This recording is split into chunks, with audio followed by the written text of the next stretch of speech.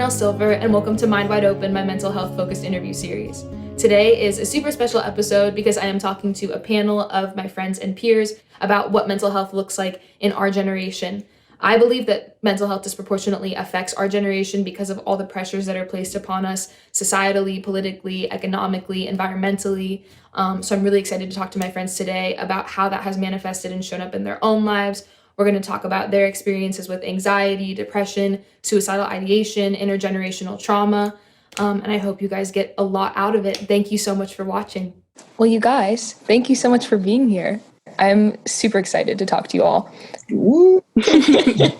So in my work, I try to be really cognizant about what aspects of mental health are socially acceptable to talk about, because I think mental health in general is very stigmatized, but there are definitely certain elements that are less stigmatized and more stigmatized.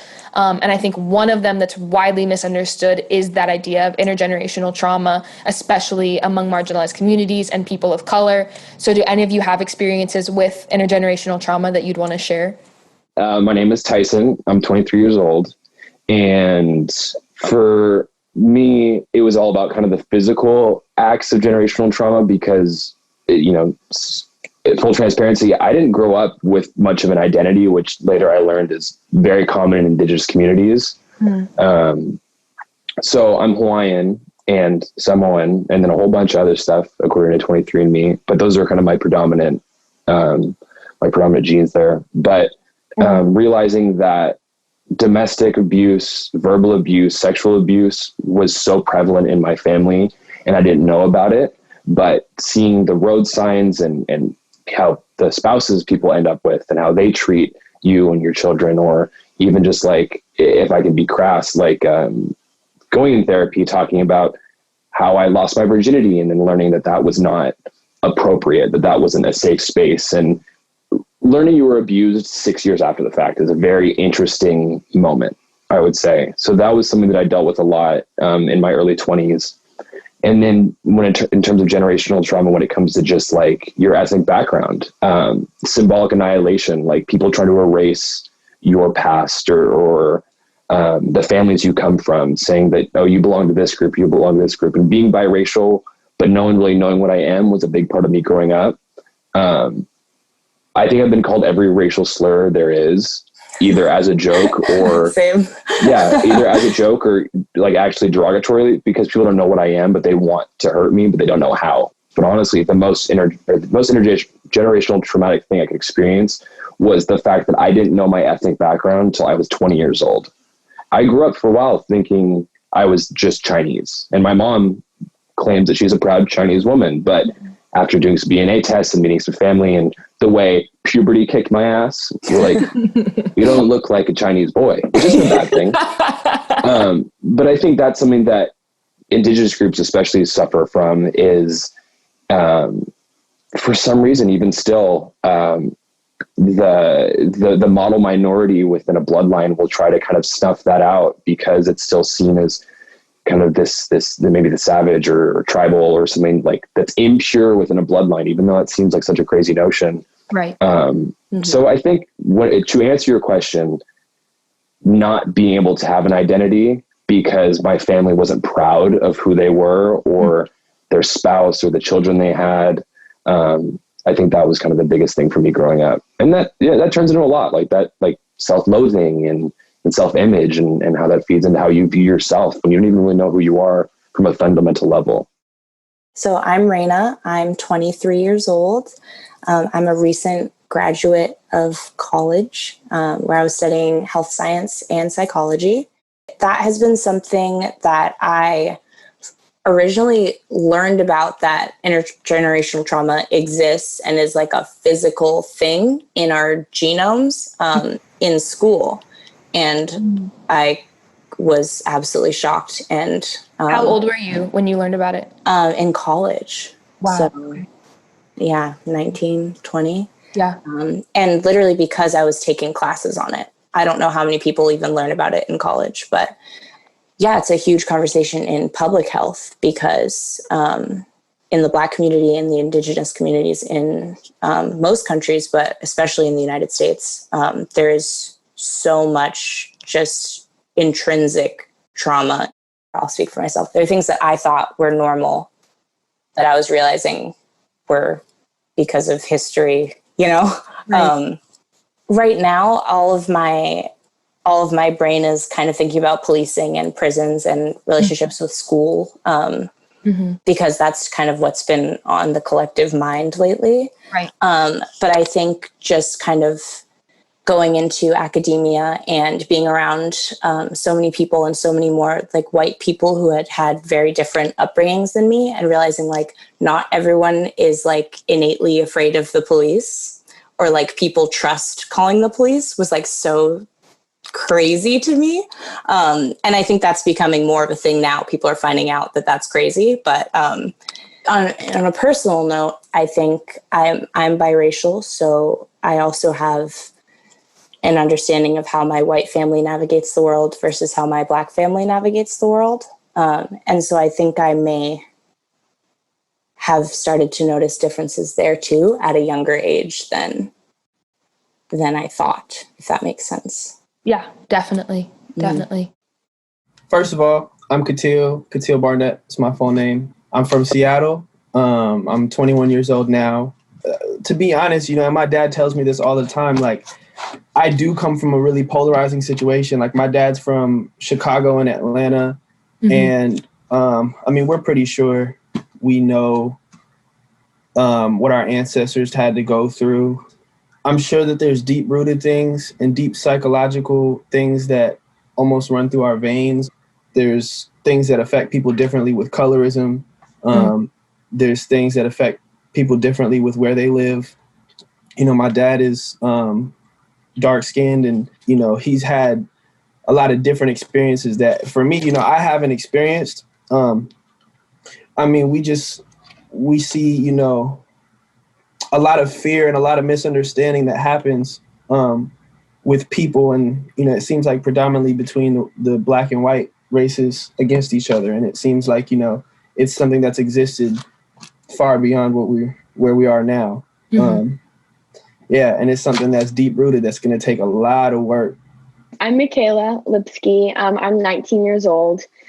I agree with what Katil is saying. And I think that I can't imagine how long it'll take to kind of undo all of that. And in my opinion, we can't undo any of that until we kind of, our entire country can really look at our history and come to give reparation for the pain that was caused. And I think that to do that as to reconcile your own trauma as an individual, like, needs to be coinciding with the recognition of as a country and as a history as a whole. So I think that's really hard to do that individually when you still don't see change and acknowledgement from the place you live. Yeah. I wanted to just chime in real quick, because I think, like, reparations, I'm like, sometimes I flip things and think about things, how they could be used as a metaphor. Like, reparations, obviously we talk about reparations being like, I don't know, monetarily, as if that's supposed to, fix all of the psychological things. Right. But I think that, like, that should happen for sure. But I think before that happens, there needs to be emotional reparations. Like, there needs to be like understanding, like, yo, I'm going to take a step back and realize, like, I don't really understand what's going on, and I want to learn what's going on so that can affect my actions going forward. Accountability. Yeah. Yes. Accountability. Billy, is there anything you want to add on that topic? And also wanted to ask you something that you and I have talked about, is your experience growing up in a religious background, in a religious household, and how that directly affected your mental health. Of course. My name is Billy. I am 21 years old.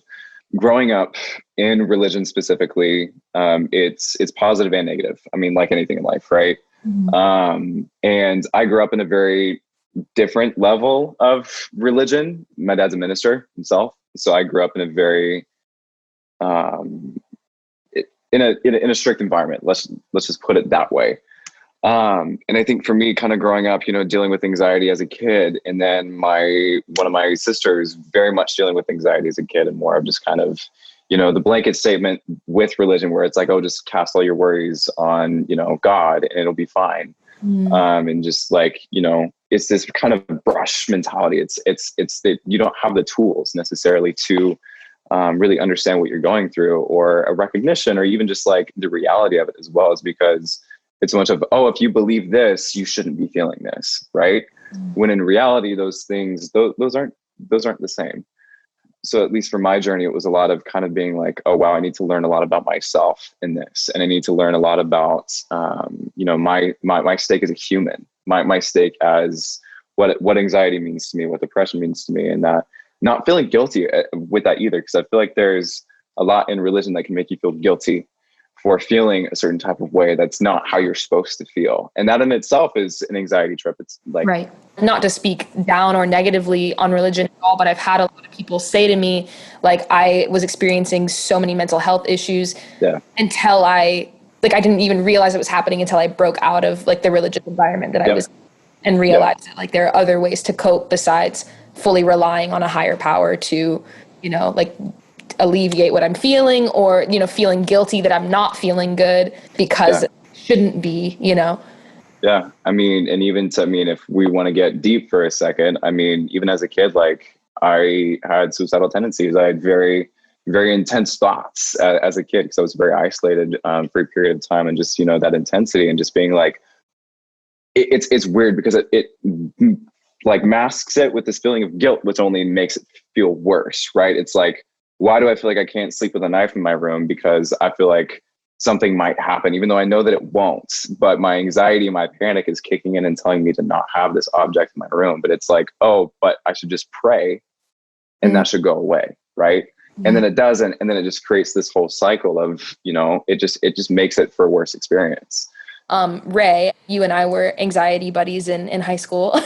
Like you were a really good example of someone that like I knew that I could count on when it came to things like anxiety, because we were experiencing things similarly at a time where I think less people were talking about it than they are now.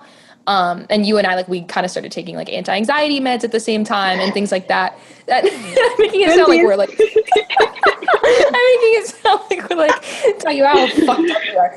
But I know, like, No, but like it's true. It's true. You have had so much insight into like anxiety and how it's changed through your life, and like I think you did exposure therapy at some point. So anything you wanted to share about anxiety, like what your journey with anxiety has looked like, and how as a young adult you cope with it now.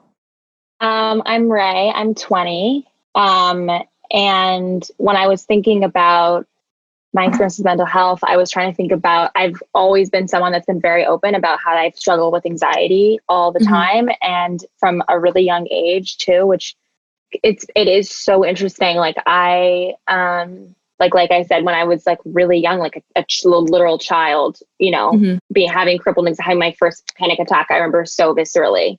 And then I remember and then in middle school, and it was all very hidden. You know, I would tell people I was stressed out. I had all these cue words, but no one besides my parents, you know, knew what was really going on. And there was so much shame.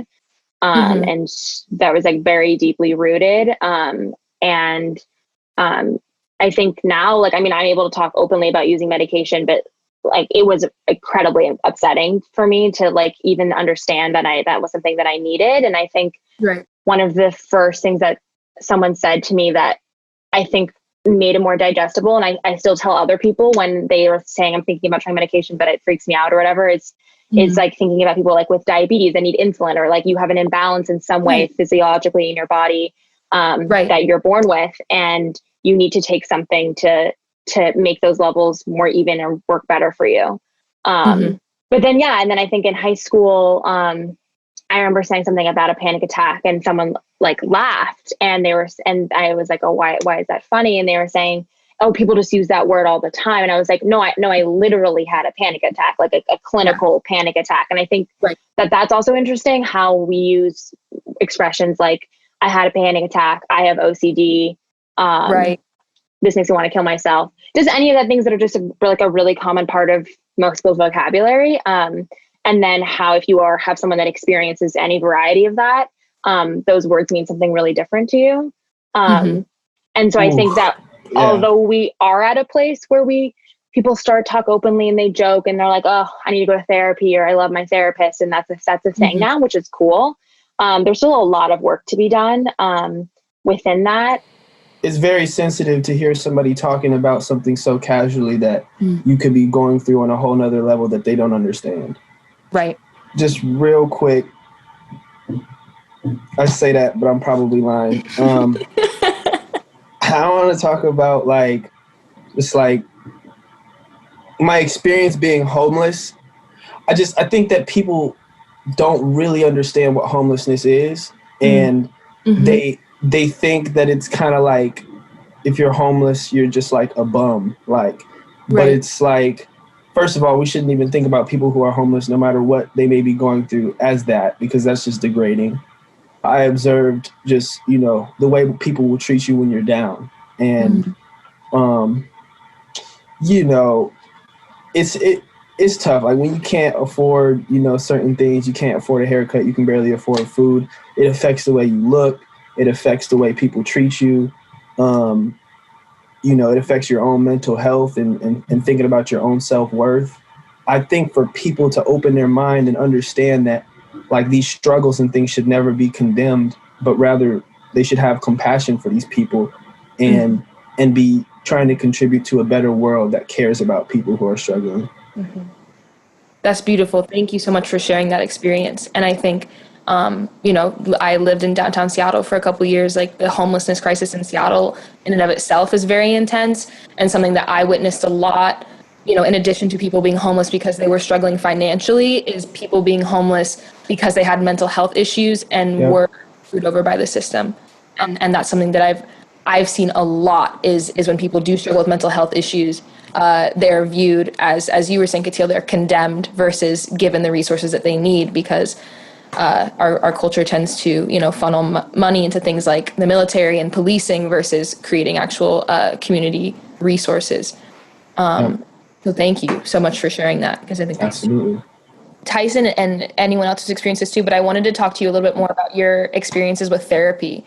And like because for me, I've been in therapy since I was 7, which I think really shaped the way that I, go about mental health, because I was provided with that vocabulary and understanding from an extremely young age. And so I think like I had really severe panic attacks all through middle school and high school. Like I have generalized anxiety disorder, and it was extremely difficult, but I think it would have been even more difficult if I hadn't been provided with that vocabulary and outlet from a young age.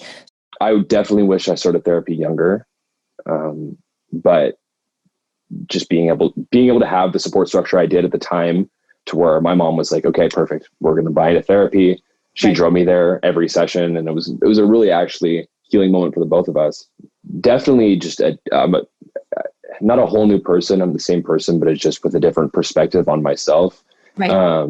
Not having those tools just didn't give, it's like, you just didn't have a face or a name to whatever phantom or ailment was an issue. So it was just all this uncertainty. So going to therapy essentially just, like you said, gave me the verbiage and the diction and the ability to articulate these feelings. And in that understanding was a little bit more peace and gratification for myself. The best analogy I ever got within therapy was like, imagine your brain is just a messy garage. And all you're doing is just organizing everything. It's just, you take things out and you look at it and you go, okay, this is going to go here. And you take something else out. And it's just a way to organize your thoughts. And I think that has been the most beneficial thing for me. Right. It felt like mourning almost, because there were so many times when I was younger when I needed what I was listening to, or I needed that guidance, or I need someone just to say, hey, what you're going through is normal. This is anxiety, or it's okay to have a bad week. It's okay to not like this, or to feel this way about yourself. And the first year of therapy, I was so distraught, because I was like, I wonder what I would have been like if I was able to go through this at a younger age. So it was definitely a double-edged sword, but understanding that there's so much life left and I can still like use these tools and the understanding to become a more well-rounded person, I suppose, or to focus on wellness and my well-being and prioritize my own feelings. So I hope that helps answer that a little bit. No, absolutely. Yeah, that is Perfect. Thank you. For those who don't know, Michaela's mom is Laura Lipsky, who was my first interview for Mind Wide Open. And I'm super psyched to have you here, Mick, because I love that you can be a voice of our generation. Growing up with a mom that is a trauma worker and a trauma therapist, how did that shape your relationship with trauma, or your relationship with talking about anxiety and mental health and depression or whatever you may experience? Yeah, I think that even though I had that ability to talk to my parents, and I'm so grateful to have parents that I feel like I can talk to, I think that I can see it with my mom too, and she holds so much weight of other people's stories and other people's experiences. She holds that so close to her heart that it sometimes is hard to talk about your own feelings and what you experience, even if it's not significant. And so I think what I've struggled with is, I know because of my amazing mom how to ask you if you're doing okay. I can do that, but I think I'm still working on is when things happen in my life, getting help. And I think that it's easy for me to just be like, okay, well, I'm fine because someone else is having a harder time than me. Therefore, I'm just going to help them and I'll worry about myself later. But it's not good for you, because it makes it harder for me to help other people and be there for my family, be there for my friends that could come across as, oh, your mom's a therapist, like, you know how to talk about your feelings. Well, actually, I know how to ask other people how they feel, but it's harder to talk about my own feelings. I think having parents that are, accepting and knowledgeable has allowed me to grow up with a very different vocabulary and like a very different understanding of mental health, my own mental health, and mental health of those around me, that maybe other people don't experience. Yeah. Because it gives me a little bit more context to work with. Right. Tyson, you and I talked about this the other day. There was a study done that the number one anxiety for kids under the age of 12 is climate change. It was such an intense thing to hear, but also spoke very directly to my own experience. And I think, that being said, our generation's mental health is put under so much pressure societally, politically, environmentally, economically. And I've definitely seen that weigh on myself. So wondering if you guys had any examples or experiences where you felt like, your mental health was being directly impacted by the strain that our generation is under.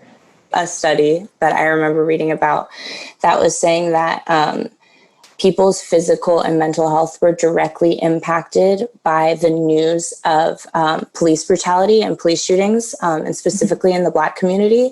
There were like higher rates of people calling out sick and people taking mental health days in the days directly after a highly publicized event of police shooting in the Black community. Yeah. And I remember reading that and feeling really validated by it, because I've noticed that a lot of times, especially in the past few months, when there's been so much highly publicized and politicized violence in the news and like on social media, that like on days where I wake up and that's the first thing I see on my phone, I will feel just like terrible all day.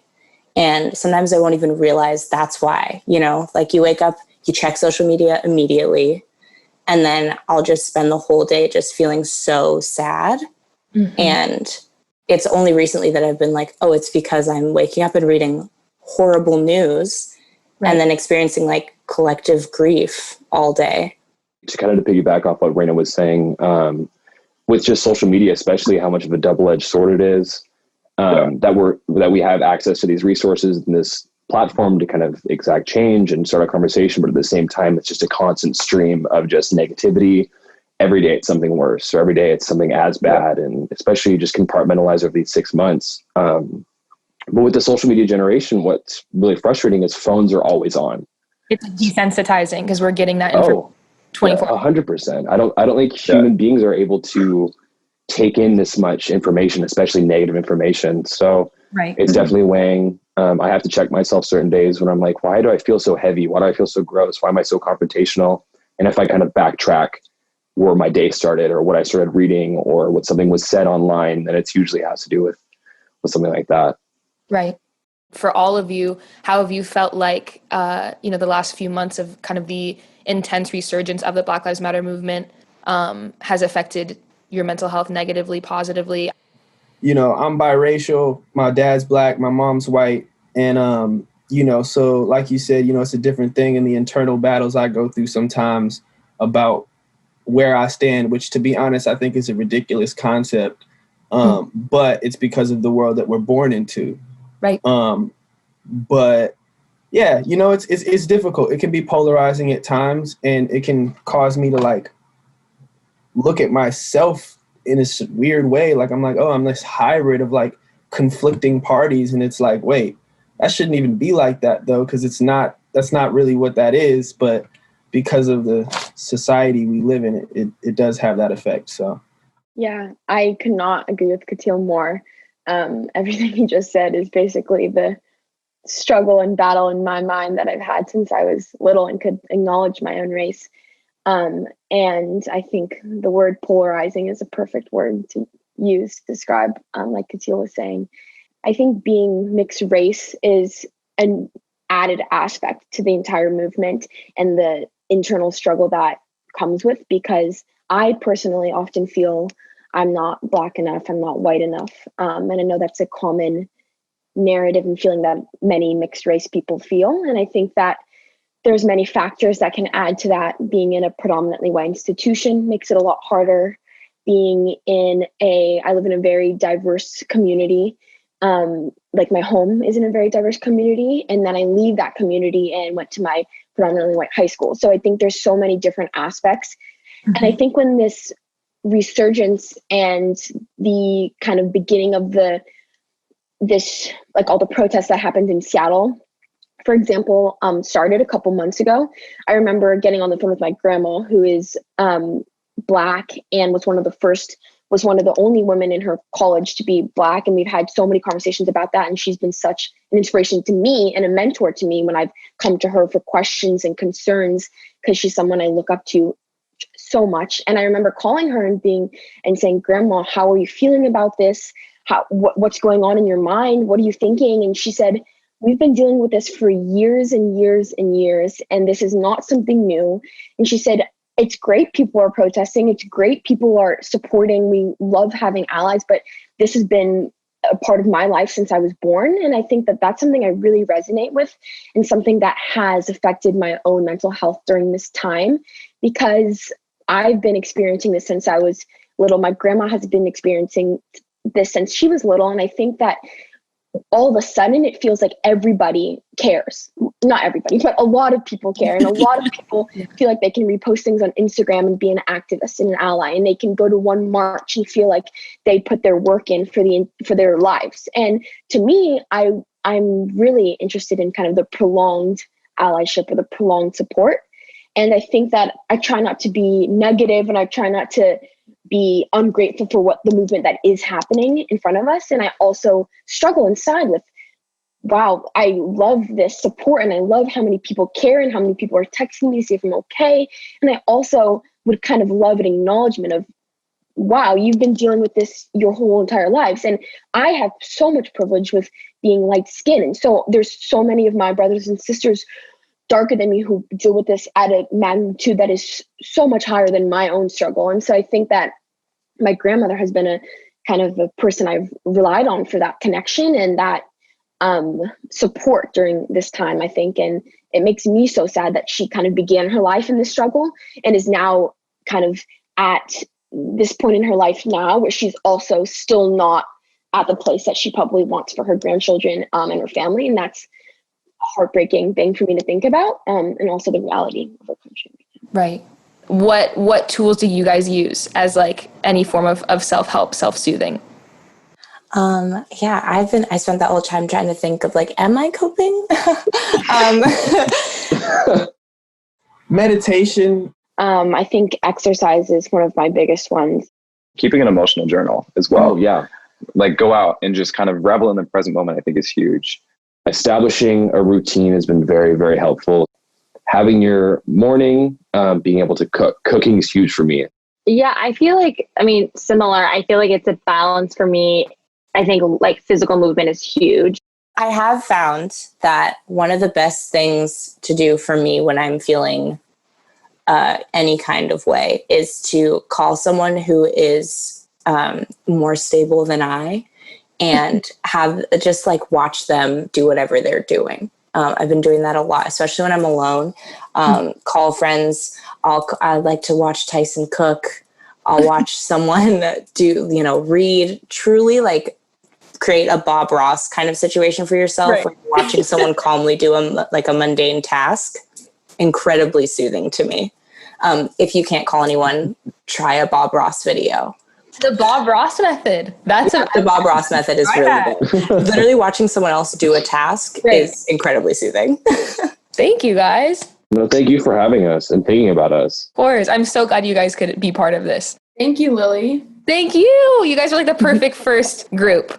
It truly means the world for all of you to be here. You all mean so much to me, and your insight and your experiences and everything you shared is so important. And I think people will get so much out of hearing what you had to say.